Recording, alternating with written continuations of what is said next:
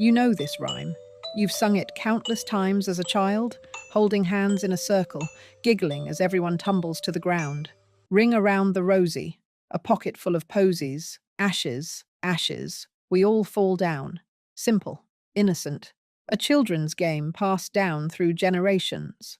But somewhere along the way, someone told you a different story. Perhaps it was a teacher, a parent, or that friend who always knew the real meaning behind everything. They leaned in close and whispered the dark secret. This wasn't just a children's rhyme. This was a coded memory of the Black Death, a haunting echo of the plague that decimated Europe. The ring was the red rash that appeared on the victim's skin. The posies were flowers people carried to ward off the disease's putrid smell. The ashes referred to cremated bodies. And that final line, "We all fall down," that was death itself, claiming everyone in its path. The story spread like wildfire through classrooms and playgrounds. Parents shared it at dinner tables. Teachers taught it as historical fact. The innocent nursery rhyme transformed into something sinister, a grim reminder that even children's songs could harbor devastating truths. You probably still believe it today. But what if I told you that that entire story is a complete fabrication? A lie so thoroughly embedded in our cultural consciousness that most people accept it without question. The actual truth about Ring Around the Rosie is something so radically different to the story we've been told, you'll be surprised the myth ever became the leading interpretation. The earliest printed version of Ring Around the Rosie appears in Kate Greenaway's 1881 Mother Goose collection. Open this delicate volume, and you enter a world of pastoral innocence. Greenaway, already celebrated across Victorian England for her idyllic portrayals of childhood, filled her pages with watercolour illustrations of rosy-cheeked children in pristine white pinafores and sailor suits, dancing in sun-dappled gardens. The page featuring Ring-a-Ring-a Roses shows exactly what she saw in the rhyme. Children circling a flowering rosebush in an English cottage garden, their faces bright with joy, ribbons streaming from their hair as they play. This was a Victorian childhood idealized. No hint of disease, no shadow of death. The rhyme reads simply, "Ring a roses, a pocket full of posies. Hush, hush, hush, hush." We all tumble down. Greenaway presents it exactly as she understood it from her own youth. A simple game where children fell down laughing, not dying. And this is where the illusion shatters. This publication came a full 200 years after England's last plague outbreak in 1665. Think about that timeline for a moment. We're supposed to believe that children preserved a coded memory of the plague through oral tradition for 2 centuries. Yet not a single written record exists from that entire period.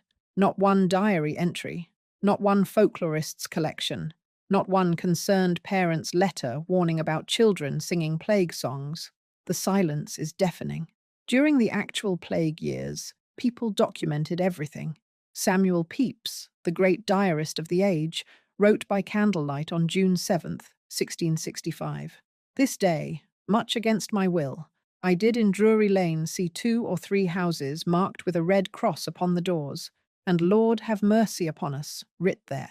By August, his entries grew darker. The people die so that now it seems they are fain to carry the dead to be buried by daylight, the nights not sufficing to do it in. He catalogued the horror in excruciating detail, the death carts rumbling through empty streets at dawn, the mass graves at Aldgate where bodies were stacked like cordwood, the terrified exodus of nobility fleeing to their country estates. On August 31st, he wrote of seeing "a poor wretch carried by, the bellman before him, ringing his bell and crying, 'Bring out your dead.'" Pepys documented everything from the soaring price of coffins to the endless tolling of church bells, from the smell of vinegar used to purify coins to the bonfires lit to cleanse the air. His obsessive recording captured even minute details of how children behaved during the plague, staying indoors, wearing amulets, being rushed past infected houses. Yet in all these thousands of pages of meticulous observation, not once does he mention children singing about roses or falling down. Not once. Daniel Defoe chronicled the horror in equally vivid detail. Medical practitioners recorded every observation, yet somehow, mysteriously, not one of them thought to mention children dancing in circles singing about their impending doom. And here's the icing on the cake. The Library of Congress, after extensive research into historical archives, states bluntly that the plague connection did not begin to appear until the middle of the 20th century, not the 14th century during the Black Death, not the 17th century during the Great Plague, the 1950s and 1960s, the era of drive-in movies and rock and roll. What this means is that the dark interpretation you've been told, the one that seems so perfectly logical, so hauntingly appropriate, is younger than the space program. It's more recent than television. Your grandparents likely never heard this explanation as children because it didn't exist yet. So if the plague connection was nothing more than a modern invention, then how did it come into existence?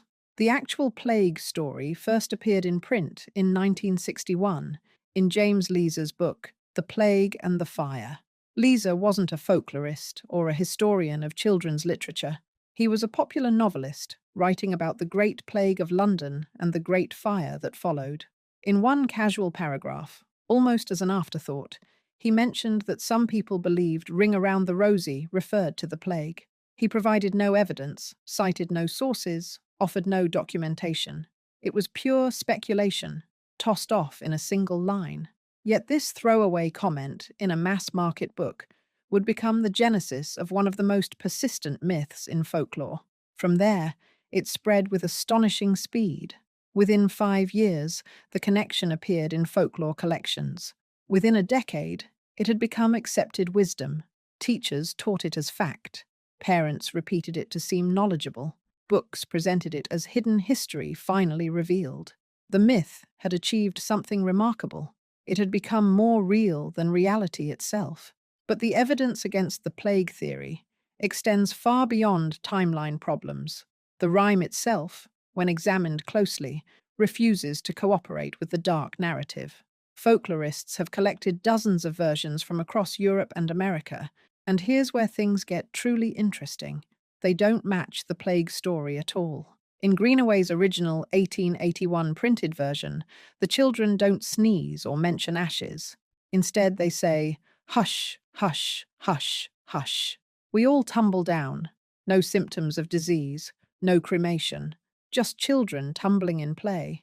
Some 19th century versions include a second verse where everyone gets back up again, rather problematic if falling down supposedly means death. The word ashes, that seems so central to the plague interpretation, it doesn't appear consistently.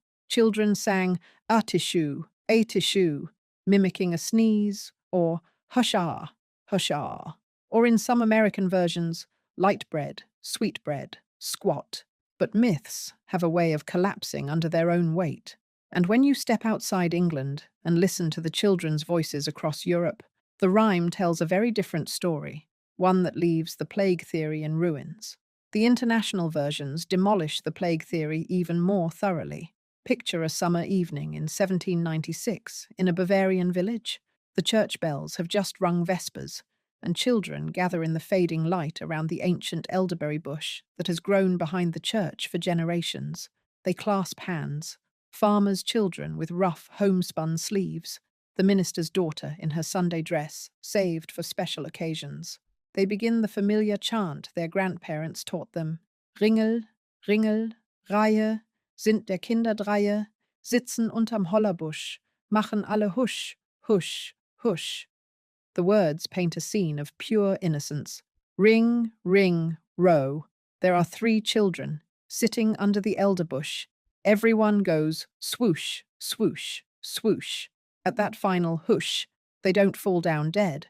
They scatter like birds, startled from the elderberry branches, laughing and shrieking with delight as they run in all directions before reforming their circle to play again. The elder bush itself held significance in German folklore as a protector against evil spirits, making this a game of safety and joy, not death and disease. Travel to Venice in 1874, and you'd find children playing in the narrow streets between the canals, their voices echoing off ancient stone walls as they sang Gira, Gira, Rosa, Circle, circle, rose. The Venetian children would dance around one girl chosen as the rose, and when the song ended, instead of falling down dead, each child would give her a kiss on the cheek. In the Netherlands, children sang about roses and May wreaths, celebrating spring's arrival. The Swiss danced around actual rose bushes planted in village squares, their game a celebration of the flowering season. These weren't separate rhymes that happened to sound similar. They were all part of the same tradition of circle games that spread across Europe, each region adding its own local flavour. None of them were about plague. Steve Roud, one of England's most respected folklorists, calls the plague attribution complete nonsense. The Opis, who compiled the definitive dictionary of nursery rhymes, reject it entirely. Every serious scholar who has examined the evidence reaches the same conclusion. The plague story is what academics call meta-folklore, folklore about folklore, a modern myth wrapped around an ancient rhyme. So what was Ring Around the Rosie actually about? The answer is both simpler and more profound than any dark conspiracy. The rhyme was a courtship game, and to understand it, you need to picture the social world of 19th century America and England. Imagine a church social in 1883 New England. The Methodist congregation has strict rules against dancing. The minister preaches that dancing leads to moral corruption and unseemly physical contact between unmarried young people. But the youth have found their loophole. On the village green, after Sunday service, they gather for play party games, technically not dancing, though everyone can see the couples stealing glances at each other. The young people form a circle, and pretty Mary Chapman, the blacksmith's daughter, stands in the centre as the Rosie. She's 16, with auburn hair braided and pinned up for the first time this month, a sign she's of courting age. The boys and girls clasp hands and begin circling her, singing the familiar words. William, the miller's son, can barely take his eyes off her as they rotate. When they reach, we all fall down. Everyone drops to the grass, but William, whether by design or genuine distraction, is deliberately the last to fall. The group erupts in knowing laughter and teasing shouts.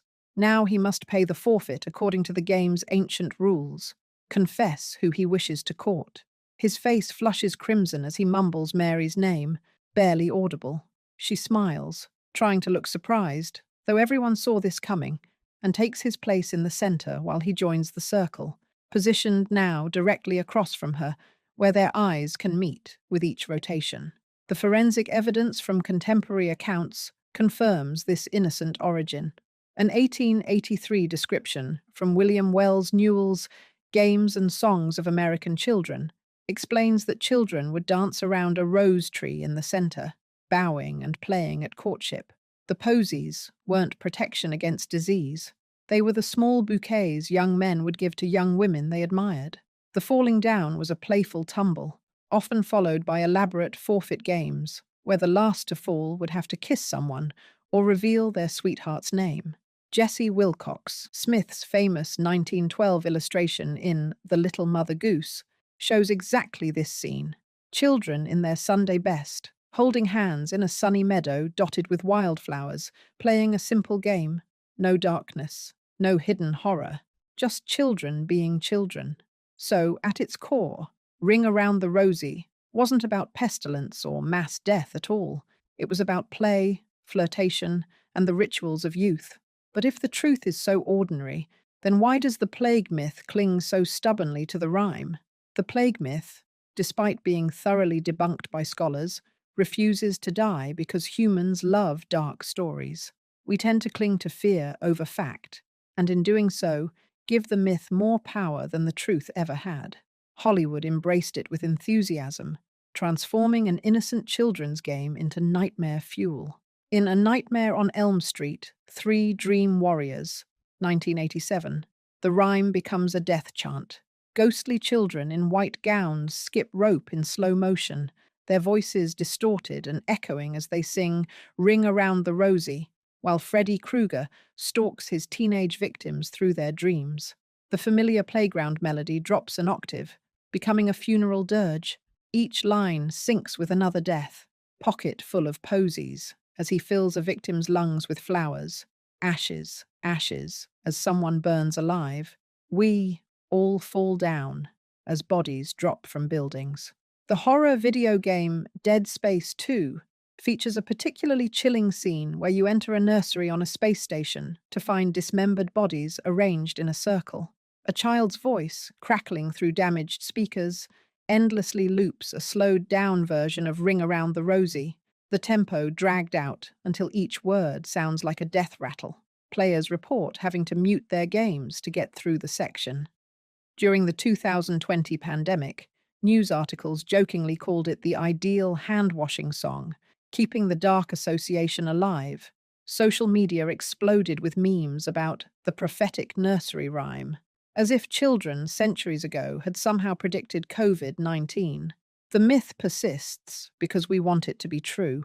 There's something irresistibly compelling about the idea that innocent children's rhymes harbor dark secrets. It makes us feel like sophisticated insiders who can decode hidden meanings that others miss. It transforms a simple nursery rhyme into a historical artifact, a survivor's tale, a whispered warning from the past. The real Ring Around the Rosie never encoded plague memories because there was nothing to encode. The children who sang it in the 1800s were celebrating spring, playing at romance, tumbling in the grass on sunny afternoons. This modern myth-making reveals something profound about how folklore actually works. Real folklore develops organically over centuries, shaped by countless voices and cultural needs. But fake folklore, metafolklore, can be manufactured almost instantly in the modern age. One person's speculation becomes another's interesting theory, which becomes another's accepted fact. Within a generation, the fabrication becomes so embedded that challenging it seems like denying history itself. The transformation happened with breathtaking speed. In 1961, Lisa's casual speculation. By 1966, it appeared in folklore journals as a possible interpretation. By 1975, encyclopedias listed it as one theory. By 1985, teachers' guides presented it as historical fact.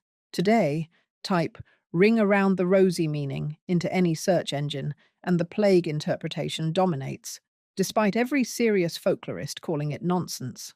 The scholars who study these rhymes professionally, the ones who spend their careers tracing origins through historical documents, all agree. The plague story is pure invention. As one Library of Congress specialist puts it, most folklorists consider the plague connection apocryphal. That's academic speak for completely made up. Yet the myth has achieved immortality that truth can't kill. The most chilling aspect isn't that Ring Around the Rosie contains a dark secret. It's that we collectively created a dark secret that never existed, believed it so thoroughly that it replaced reality, and now can't let it go. The story we've wrapped around this innocent children's game reveals something genuinely unsettling about our need to find darkness where none exists, to transform innocence into horror.